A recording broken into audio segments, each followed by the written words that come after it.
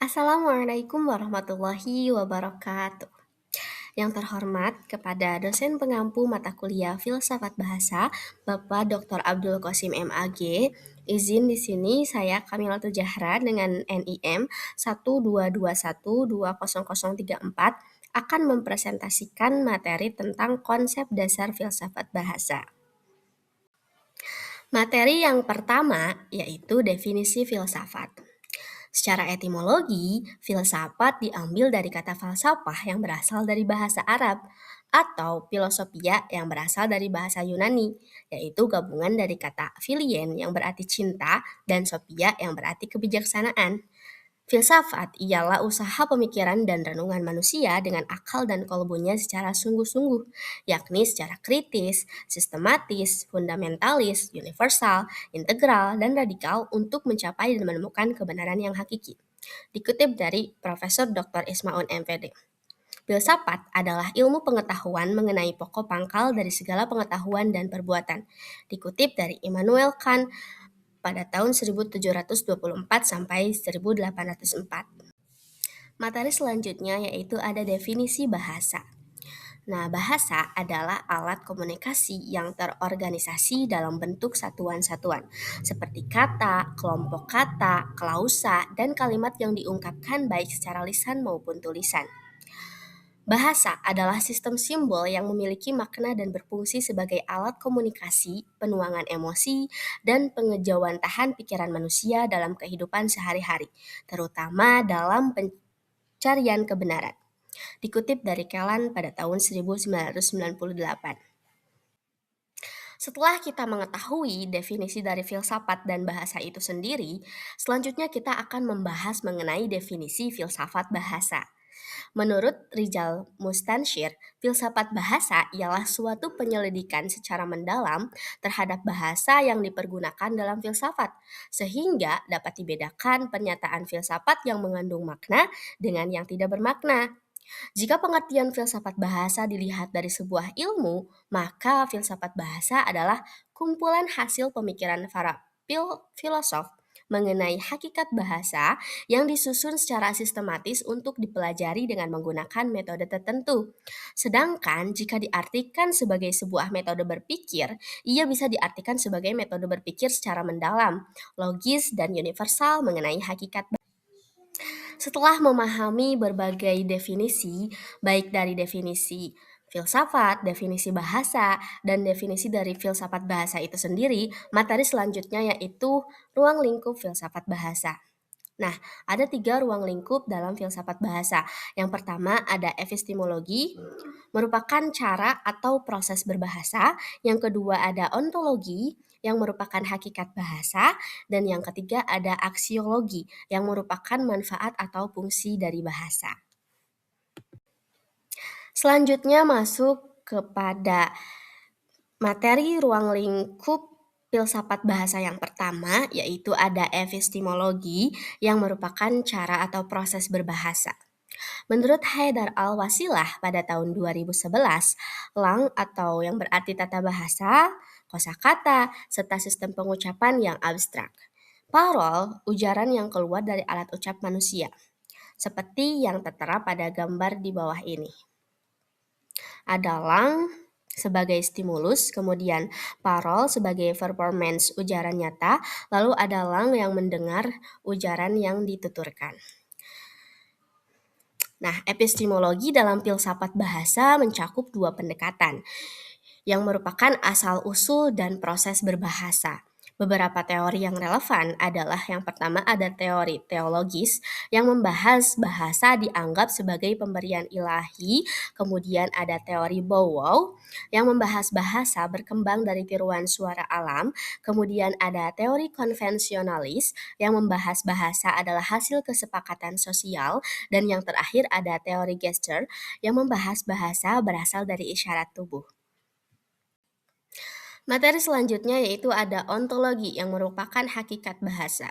Menurut Krida Laksana pada tahun 2014 menyatakan bahwa ontologi dalam filsafat bahasa membahas tentang hakikat bahasa itu sendiri. Bahasa adalah sistem lambang bunyi yang arbitrer yang digunakan oleh anggota suatu masyarakat untuk bekerja sama, berinteraksi, dan mengidentifikasi diri. Menurut Krida Laksana juga pada tahun 2014, hakikat bahasa terbagi menjadi 11. Yang pertama ada sistem. Bahasa sebagai sistem bukanlah kumpulan unsur yang diatur secara acak, melainkan sebuah sistem yang berpola, teratur, dan tersusun berdasarkan aturan tertentu. Sistem ini terdiri dari subsistem fonologi atau bunyi, morfologi dan sintaksis atau gramatikal, serta semantik atau makna. Karena bersifat sistematis, setiap unsur dalam bahasa memiliki fungsi dan posisi spesifik yang saling berkaitan untuk membentuk komunikasi yang logis. Kemudian yang kedua ada lambang.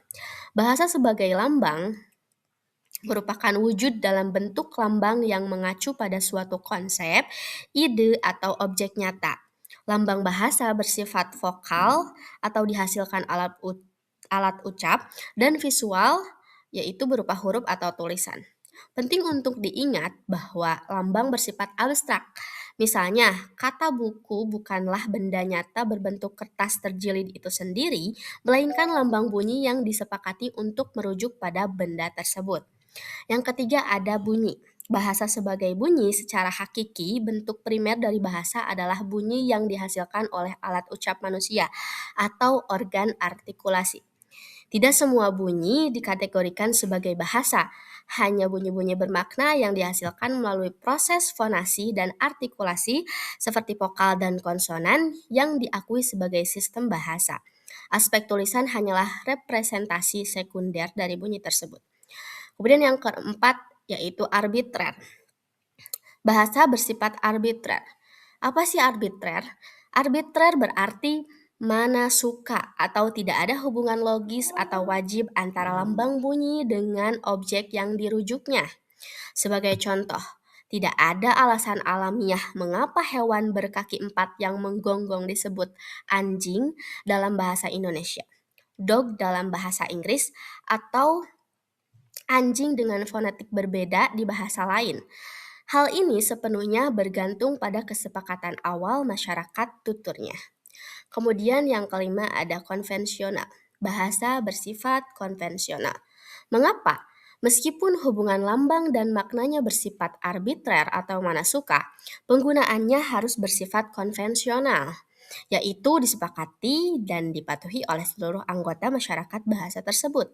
Jika seseorang secara sepihak mengubah arti sebuah kata tanpa kesepakatan komunal, maka fungsi komunikasi bahasa tersebut akan runtuh karena tidak dipahami oleh orang lain.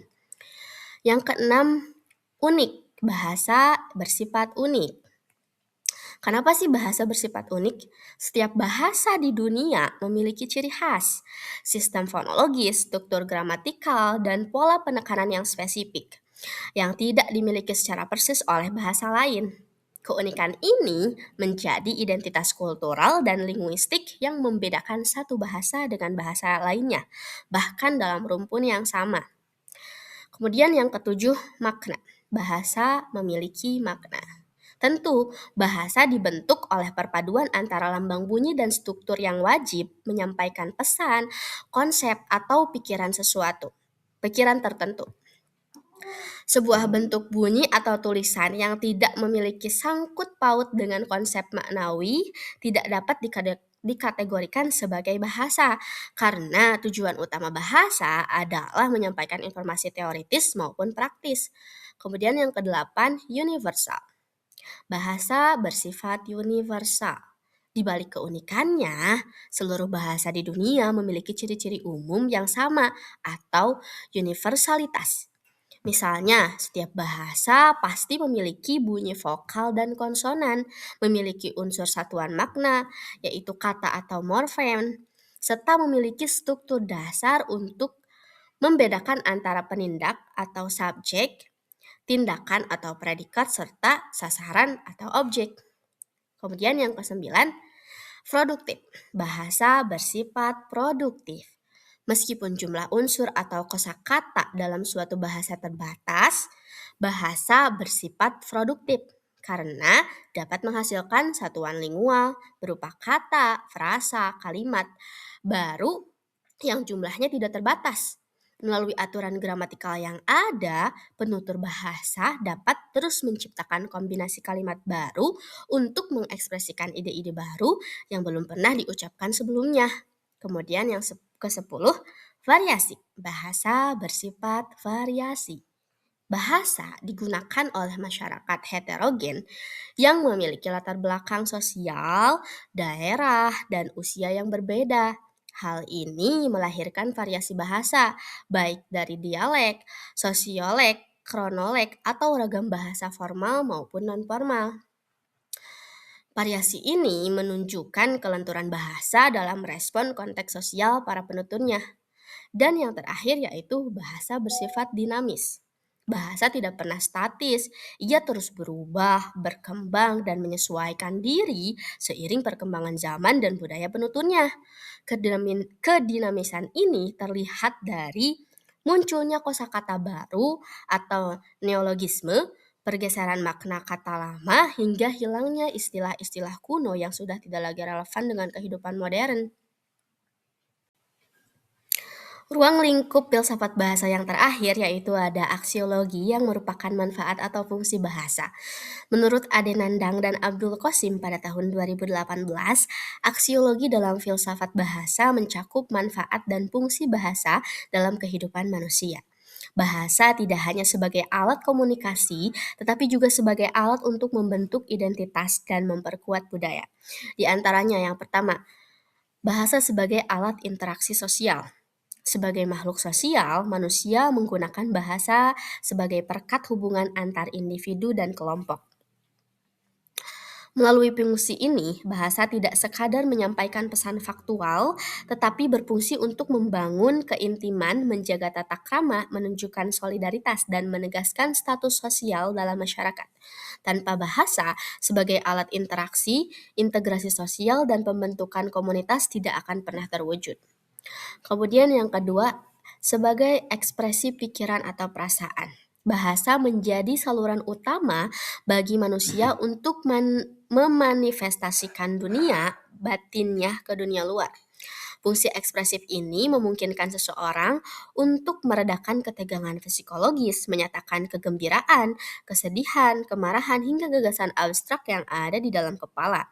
Dengan berbahasa, emosi dan pikiran yang semula tidak kasat mata menjadi terstruktur dan dapat dipahami oleh orang lain maupun oleh diri sendiri. Yang ketiga, menyampaikan informasi. Tentu, ini adalah fungsi kognitif dan referensial utama dari bahasa. Manusia memanfaatkan bahasa untuk mentransfer pengetahuan, fakta, berita, dan pesan objektif dari suatu pihak ke pihak lain. Melalui fungsi penyampaian informasi inilah akumulasi ilmu pengetahuan dapat terjadi lintas generasi, sehingga peradaban manusia bisa terus berkembang tanpa harus mengulang proses penemuan dari nol. Yang keempat, eksplorasi atau menjelaskan. Dalam ranah ilmiah dan kefilsafatan, bahasa bertindak sebagai alat untuk menyelidiki, membedah, dan menguraikan fenomena. Fungsi eksploratif ini digunakan manusia untuk mengajukan pertanyaan, menyusun hipotesis, menerangkan hubungan sebab akibat, serta memberikan definisi atas hal-hal yang belum diketahui. Bahasa di sini menjadi instrumen berpikir logis demi menyingkap kebenaran. Yang kelima, persuasi atau mengajak dan mempengaruhi. Bahasa memiliki kekuatan retoris untuk mengubah sikap, keyakinan, dan perilaku orang lain. Fungsi persuasif atau konatif ini terlihat nyata dalam dunia hukum, politik, periklanan, hingga komunikasi interpersonal sehari-hari. Melalui pemilihan kata yang tepat dan struktur argumen yang kuat, bahasa mampu menggerakkan massa, memotivasi tindakan, atau memediasi sebuah konflik. Kemudian yang terakhir, entertainment atau menghibur. Bahasa juga memiliki nilai estetis dan rekreatif yang berfungsi untuk memberikan kesenangan dan kepuasan batin. Fungsi hiburan ini diwujudkan melalui karya sastra seperti puisi, cerpen, novel, humor, tebak-tebakan, permainan kata atau wordplay, hingga drama. Di sini bahasa dieksplorasi kelenturan dan keindahannya agar pembaca atau pendengar dapat melepaskan penat dan menikmati pengalaman artistik. Materi yang terakhir yaitu manfaat mempelajari filsafat bahasa. Tentunya mempelajari filsafat termasuk filsafat bahasa adalah berlatih secara serius untuk mampu menyelesaikan suatu persoalan yang sedang dihadapi dengan cara menghadapi persoalan dengan tuntas dan logis. Seseorang tidak akan memiliki kemampuan seperti ini jika ia tidak melatihnya. Masih banyak manfaat yang dapat kita peroleh dengan mempelajari filsafat bahasa. Di antaranya adalah pertama, menambah pengetahuan baru. Filsafat bahasa membuka cakrawala pengetahuan yang melampaui kaidah tata bahasa konvensional. Kita diajak untuk mengeksplorasi hubungan antara realitas dunia, pikiran manusia, dan lambang bahasa yang digunakan. Pengetahuan baru ini memberikan pemahaman mendalam tentang bagaimana sebuah makna lahir, bagaimana ideologi disusupkan lewat kata, dan bagaimana bahasa membentuk cara pandang suatu peradaban terhadap dunia. Kemudian yang kedua, bisa berpikir logis. Bahasa adalah cermin dari penalaran. Melalui filsafat bahasa, kita dilatih untuk penyusun argumen yang sahih atau valid dan menghindari kerancuan berpikir atau fallacy. Filsafat bahasa memaksa kita untuk memeriksa apakah struktur kalimat yang kita gunakan sudah sejalan dengan hukum logika, sehingga pesan yang disampaikan tidak hanya benar secara tata bahasa, tetapi juga lurus secara penalaran. Yang ketiga, biasa berpikir analitik dan kritis. Mempelajari filsafat bahasa membiasakan kita untuk tidak menelan mentah-mentah sebuah teks atau ucapan. Kita dilatih untuk membongkar atau menganalisis komponen-komponen bahasa hingga ke unit makna terkecil, memeriksa asumsi di balik sebuah pernyataan, dan mempertanyakan klaim-klaim kebenaran secara kritis. Ketajaman ini membuat kita tidak mudah terkecoh oleh retorika kosong atau manipulasi bahasa. Kemudian yang keempat, terlatih menyelesaikan masalah secara kritis, analitik, dan logis. Banyak konflik dan persoalan dalam kehidupan manusia sebetulnya bersumber dari kesalahpahaman bahasa atau linguistic misunderstanding. Dengan bekal kemampuan kritis, analitik, dan logis yang telah terasah, seseorang mampu mengidentifikasi akar masalah secara jernih, mengurai benang kusut argumen, dan merumuskan solusi yang tuntas serta dapat dipertanggungjawabkan tanpa terjebak pada bias emosional. Yang kelima, melatih berpikir jernih dan cerdas. Filsafat bahasa menuntut presisi yang tinggi. Kita dilatih untuk memilih kata yang paling tepat atau diksi. Guna mengekspresikan konsep gagasan yang rumit, proses ini secara langsung melatih otak untuk berpikir secara jernih atau clear thinking dan cerdas.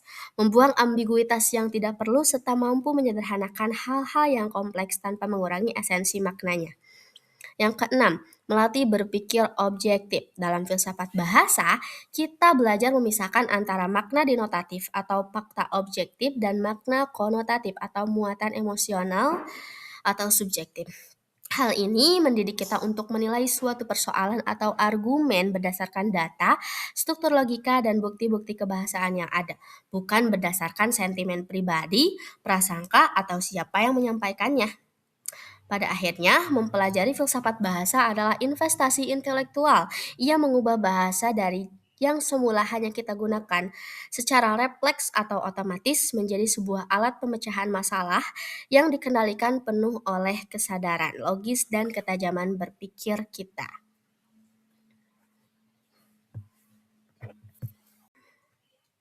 Filsafat bahasa pada hakikatnya adalah cabang filsafat yang menempatkan bahasa sebagai objek material sekaligus objek formal untuk menyelidiki hubungan mendalam antara pikiran manusia, bahasa yang digunakan, dan realitas dunia. Secara menyeluruh, konsep dasar filsafat bahasa dapat disimpulkan ke dalam tiga dimensi utama. Yang pertama, dimensi ontologis atau hakikat bahasa. Bahasa bukan sekedar alat komunikasi yang acak, melainkan sebuah sistem lambang bunyi yang bersifat vokal, bermakna, dan unik.